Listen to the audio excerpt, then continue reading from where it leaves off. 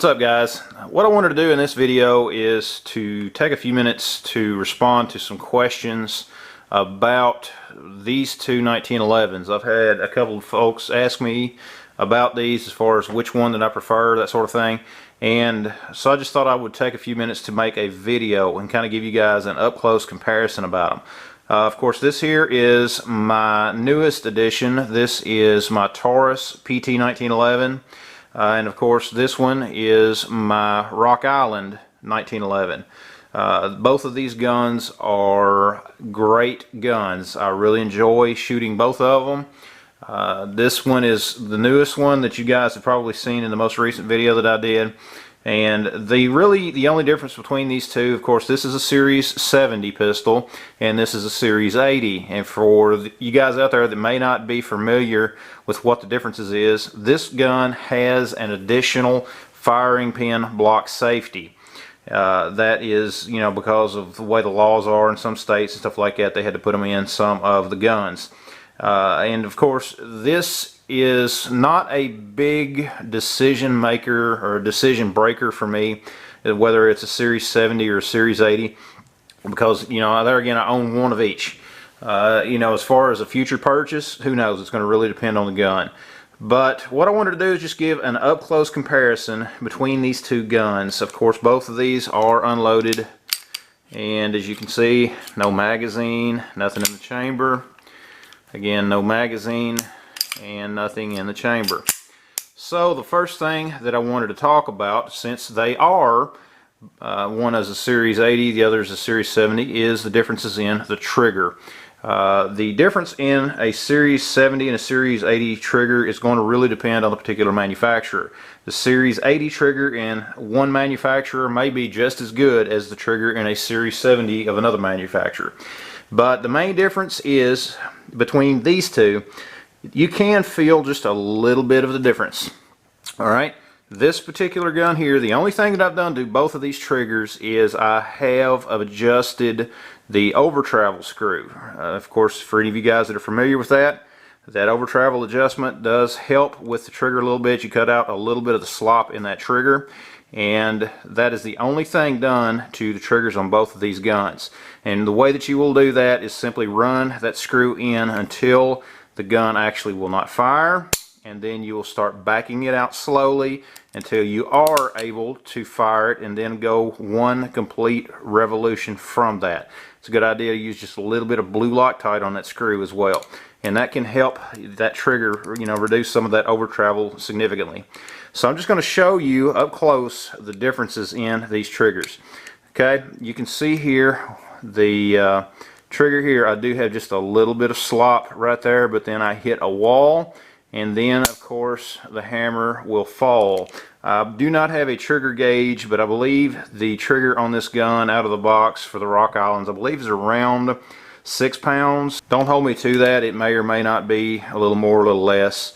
And on the Taurus, we can see here, there's actually just a little bit less slop in this trigger since I had made that adjustment here. And I press that and the hammer falls.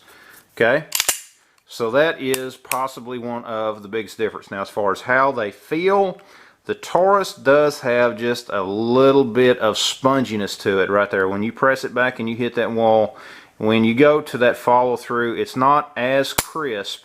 Again, that's because this is a Series 80, but as what the Series 70, what my Rock Island does. It's just basically, it's a hard stop, and then of course it is a much crisper break in that trigger. But that is one of the differences in that.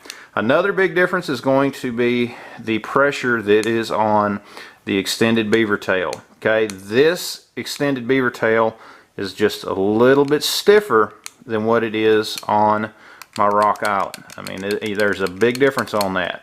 That really depends on how you like to grip your gun. If you grip it properly, you're going to be able to disengage that safety with no problem whatsoever.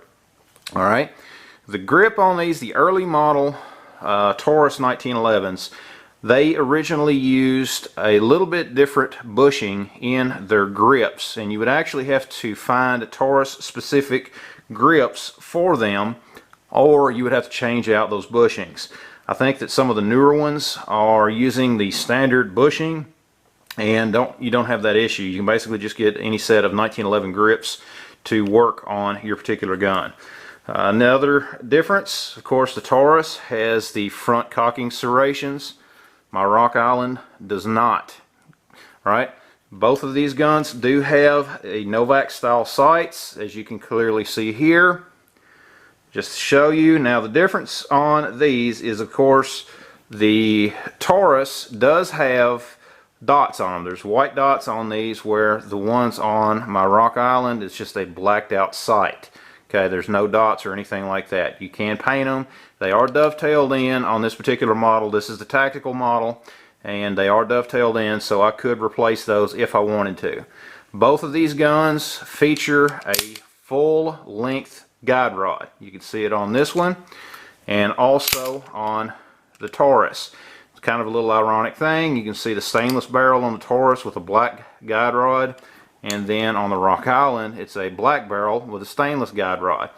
Alright, I don't understand that, but that's how things are. The guide rod that is on the Taurus is actually a two-piece guide rod. I can actually rotate this and unscrew the two halves to where it goes back here. Of course, you don't want to do that. Why they did that, I don't really know, but that is something that you need to be aware of. I probably will either replace it or just put a little Loctite on it and not worry about it. But that is another difference between these two guns as well. And both of these guns, I'll have to say, they are very fun to shoot. I enjoy shooting both of them. Of course, this is the newest one to my collection, so it's been getting a little bit of attention lately. But both of these guns, as far as which one I prefer, personally, I prefer both of them. You know, I don't own guns that I do not like, and I like both of these guns. Besides their differences, those are, I would recommend if you're in the 1911 market, either one of these guns would serve you very well. They're very good. They are very reliable. The only problem that I have had with both of these guns has been magazine related. Okay, I had a malfunction when I got this gun. If you go back and watch the videos that I did when I got this gun, you will see that the problem that I had then was with the defensive loads of hollow points in this gun here. I had problems with it right out the bat. The only problem that I had with this one was the first magazine that I put through it. The last round did not feed into that chamber all the way.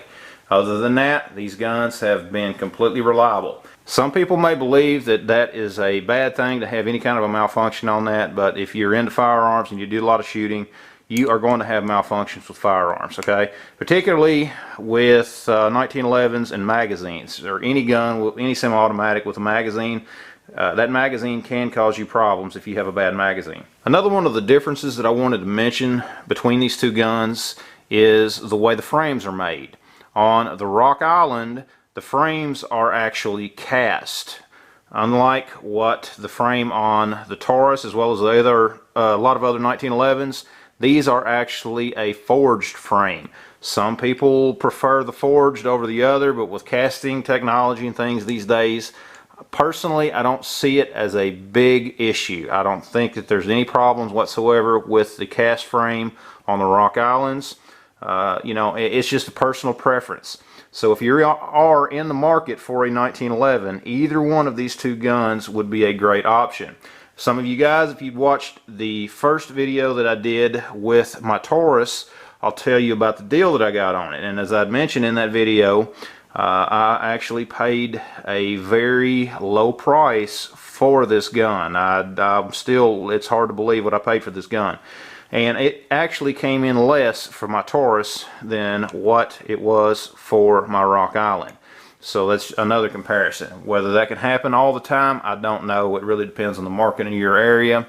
But this gun was a used firearm, or I say used, I say more or less, you know, it was pre-owned. I'll just put it that way. Where this one was new. Alright, I got this one completely brand new out of the box. But again, when I got this one, there was no markings, no kind of evidence of wear or anything like that on it. But guys, if you're in the market for a 1911 and you are trying to debate between these two guns, unfortunately I'm not going to be able to recommend one over the other. The only thing that I could do is suggest getting your hands on both of them, see how they feel in your hands, see how that trigger feels. Now again, that is one of the big differences. This is a Series 80, this is a Series 70. So that trigger is going to be just a little more crisp on the Rock Island with the Series 70. Nothing against the way that the trigger is on this one. I don't have any issues with it whatsoever. It feels fine to me. But that is something that you're going to need to consider if you're trying to decide between these two guns. Guys, I hope this is helpful to you. I would appreciate it if you would give this video a thumbs up. Also, be sure to share the video. It really helps overcome some of the shadow banning from YouTube. Be sure to let me know your thoughts, your preferences down in the comments below. I'd love to hear your thoughts on these two guns. Subscribe to the channel, share the videos, check out all the links down in the description. Visit my website, guys. I have got some detailed articles on both of these guns on my website at boomsticktactical.com. Guys, thanks for watching, and we'll see you next time.